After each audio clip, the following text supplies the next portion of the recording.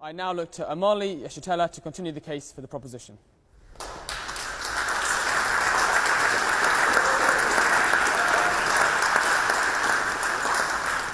Mr. President, ladies and gentlemen, I have only recently come here from the United States of America.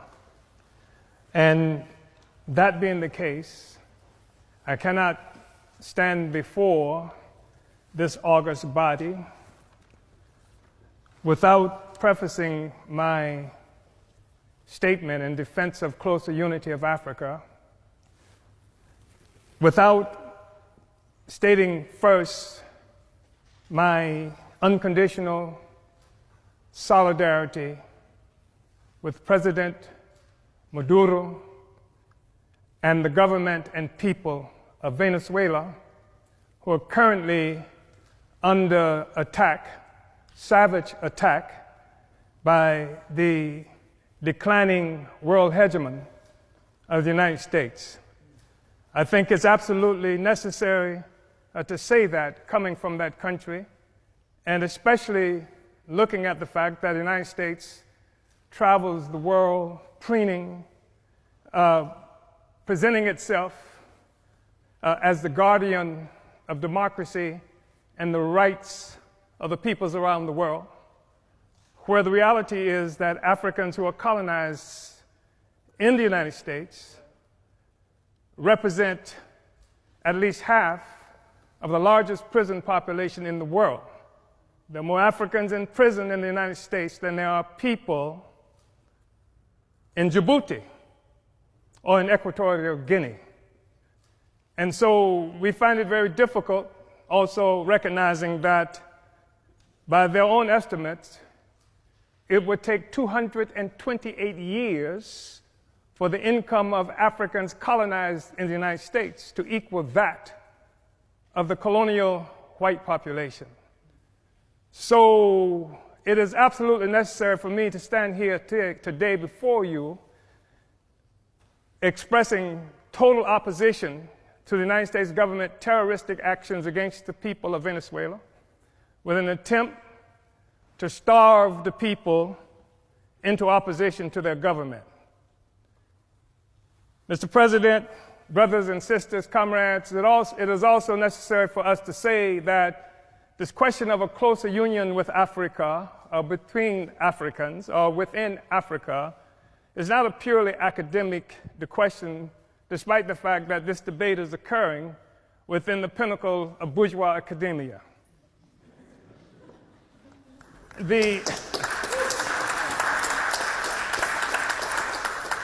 That there is a natural, historical inclination for Africa and African people to be united, which is one of the reasons I am here today. The truth of the matter is that this discussion about the unity of Africa, union of Africans, started much earlier than any incursion, as it might be characterized, of China or the Trump administration into Africa.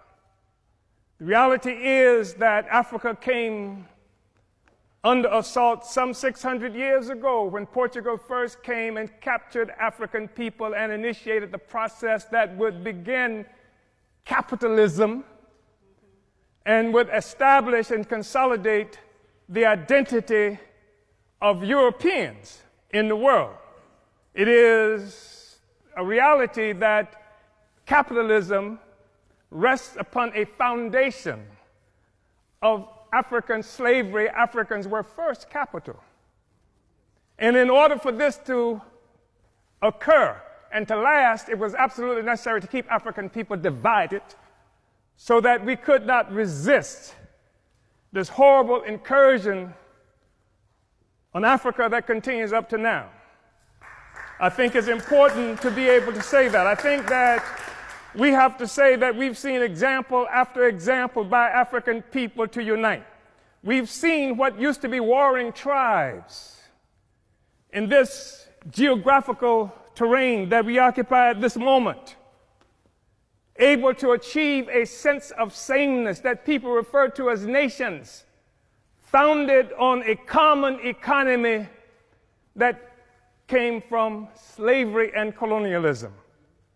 This is the basis of the unity that we see. If there is a problem with the European Union today, it is because the foundation, the economic foundation of capital, of imperialism, is being stressed by the struggles of the oppressed peoples of the world to take back their resources from this parasite that bleeds Africa, that bleeds the world, that bleeds Afghanistan, that bleeds the people of Yemen who are dying by the thousands even as we have this discussion. This is the basis of a Brexit. It can't stand together anymore because the host is rejecting the parasite. And it's creating crisis throughout Europe and throughout the imperialist world. I think it's necessary, brothers and sisters, to say that there has been a natural trajectory by African people for closer union. We know that we're talking about having this discussion in part because in 1884-85, Europeans sat at a table in Berlin, Germany, not a single African there, and carved up Africa into the territories that we now sometimes call countries and illogically refer to as nations. Africans didn't do that. It was Europe that did that. It was Europe and imperialism that required Africa to be divided so that the resources of Africa, both human and material, could come and pave the streets in London and grow the buildings in Amsterdam and bring clean water to New York, while the streets in Sierra Leone are not paved. And the people in Sierra Leone do not have clean water. And there's no national electric grid there.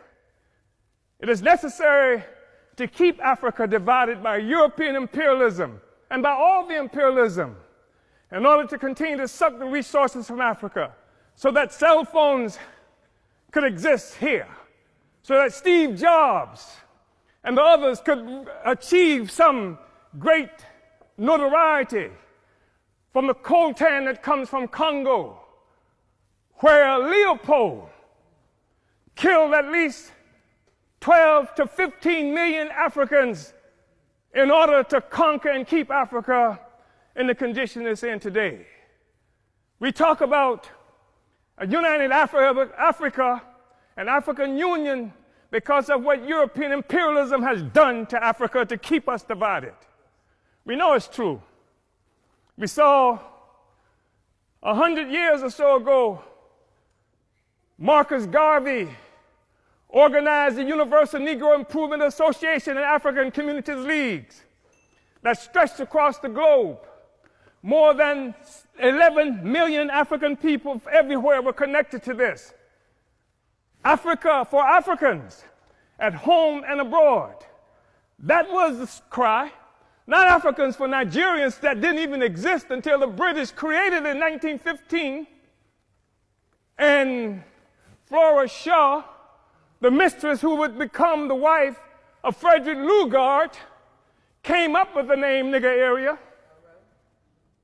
Not this false national consciousness that has been imposed on Africans around the world, so that when the Portuguese found shrimp on West Africa and then named it for the Portuguese word for shrimp, Cameroon, it is not true that they are shrimp despite the fact that the people call themselves Cameroonians today. It is a false national consciousness. The false national consciousness that created the American Negro, that created the Black Brit, and the Afro-Swede. We are one Africa, one nation, and we must have closer union. But in order for that to happen, it has to be a revolutionary union. The Organization of African Union, created on May 25th, 1963 in Addis Ababa, Ethiopia, was part of an effort to circumvent efforts by Kwame Nkrumah to build a single union of African states. And instead, we come up with an Organization of African Union that codified the colonial borders that were created by Europe in 1884 and 85. We have to be able to break out of this, but it's going to take revolution in order to do this. African revolution in order to do this. African revolution that will destroy imperialism and the world economy that's responsible for the growing immiseration of the masses of people around the world. Uhuru.